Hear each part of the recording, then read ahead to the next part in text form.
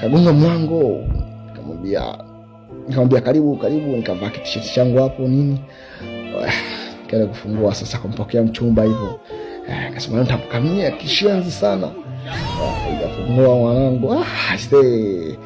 Mtoto kafika hivyo, nikafurahi kinoma kumuona, nikafurahi sana. Mwanzo zangu ndo akaanza hapo sasa mwanangu. Wewe kwanza kunishika kishenzi kika kwenye kiti. Akasema hapo na bwana ndiye. Sasa poa. Kitu hapo nzuri.